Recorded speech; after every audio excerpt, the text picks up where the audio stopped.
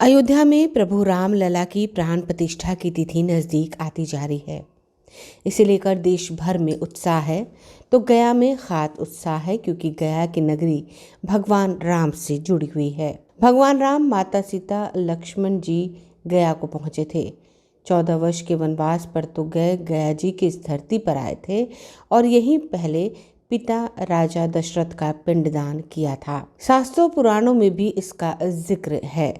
यहाँ से जुड़ी मान्यताओं के अनुसार 14 वर्ष के वनवास पर भगवान राम, माता सीता और लक्ष्मण जी थे। इस बीच में राजा दशरथ दूसरे लोक को सिधार गए। उनके दूसरे लोक के सिधारने की खबर के बाद वनवास के दौरान भगवान राम, माता सीता और लक्ष्मण जी गया की ओर गए और यहाँ आकर पिंडदान किया। कई पौराणिक कथाएं इसे लेकर हैं। जब राम, सीता और लक्ष्मण संग यहाँ आए थे तो पिंडदान करने की सामग्री लाने भगवान राम, लक्ष्मण जंगल की ओर चले गए।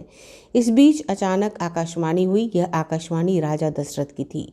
उन्होंने कहा, हमें जल्दी से पिंडदान कर दो। राजा दशरथ के इस आकाशवाणी के बाद माता सीता ने कहा कि पिंडदान की सामग्री लाने भगवान राम और लक्ष्मण जंगल की ओर गए हैं।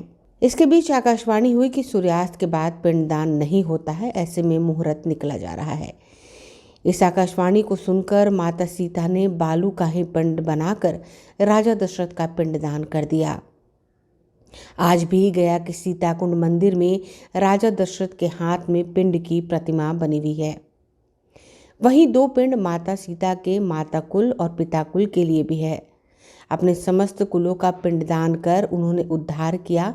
वहीं राम और लक्ष्मण जब पिंड की सामग्री लेकर लौटे तो उन्होंने पूछा तो माता सीता ने बताया कि पिंडदान उन्होंने कर दिया। इस पर उन्हें विश्वास नहीं हुआ तो साक्षी को सामने लाने की बात की। इस क्रम में फल्गु, गाय, तुलसी, पंडा और अक्षयवट से पूछा गया तो अक्षयवट को छोड़कर सभी मुकर गए। इसके बाद माता सीता ने अक्षयवट को अमृत का वरदान दिया। वहीं फल्गु नदी को अंत में सलीला यानी कि अंदर ही अंदर बहने का श्राप दे दिया। इसके बाद से फल्गु श्रापित है। सुखी फल्गु में पानी रखने को गयाजी डैम बनाया गया।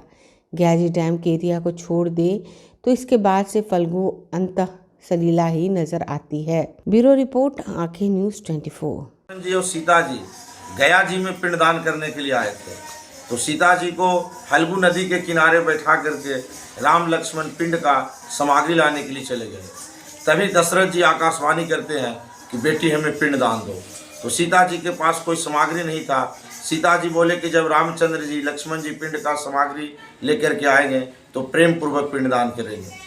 दशरथ जी बोले कि हमारे पास समय नहीं है, सूर्य अस्त होने के बाद पिंडदान नहीं होता है, इसलिए कुछ भी है तो हमें दे दीजिए, उसी से हमें मुक्ति मिल जाएगा। तो सीता माता ने नदी का बालू का पिंड बना करके दशरथ जी को दिए। तब दशरथ जी हाथ में पिंड को ग्रहण कर लिए। उसी समय सीता माता 5 लोगों को साक्षी रखे, गौ, पंडा, तुलसी, फल्गु नदी और बट वृक्ष। जब राम जी, लक्ष्मण जी सामग्री लेकर के इस जगह पे आए तो सीता माता बोले कि हमने पिंडदान कर दिए हैं। तो राम जी ने कहा कि कोई साक्षी है?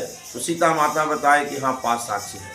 सभी से पूछने पर 4 लोगों ने झूठा बोल दिया कि हमने पिंडदान करते नहीं देखा है। तो सीता माता ने क्रोध में आकर उनको श्राप दे दिया। नदी को श्राप दिया कि वर्षा काल में जल रहेगा, नहीं तो सूखा रहेगा। पंडे को श्राप दिए कि लाख रुपये मिलने पर भी संतुष्टि नहीं मिलेगी। तुलसी को श्राप दिए गंदे स्थान पर जन्म होगा।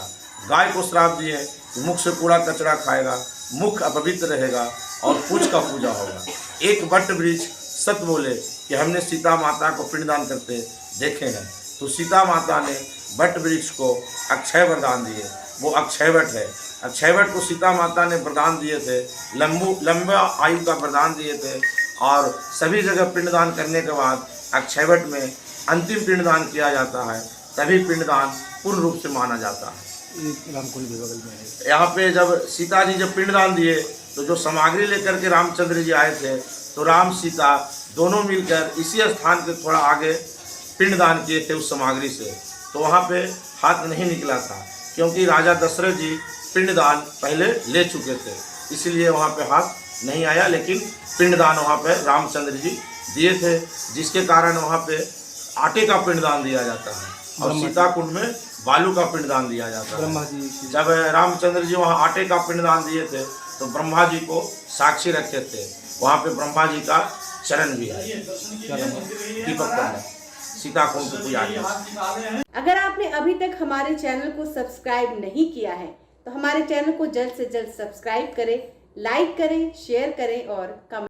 अगर आप भी अपने दुकान, प्रतिष्ठान, school, college, coaching centre, restaurant, cafe का विज्ञापन देना चाहते हैं, वो भी किफ़ायती दर पर, तो आंखें न्यूज़ 24 लेकर आया है आपके लिए एक सुनहरा मौका। आंखें न्यूज़ 24 न्यूज़ पोर्टल की दुनिया में बिहार का सबसे उभरता हुआ चैनल, जहां बिहार झारखंड से जुड़े तमाम बड़ी खबरें देखने को मिलती है। तो देर किस बात की, आज भी जुड़े आंखें न्यूज़ 24 के साथ। संपर्क करें हमारे व्हाट्सएप नंबर 8935876430 पर।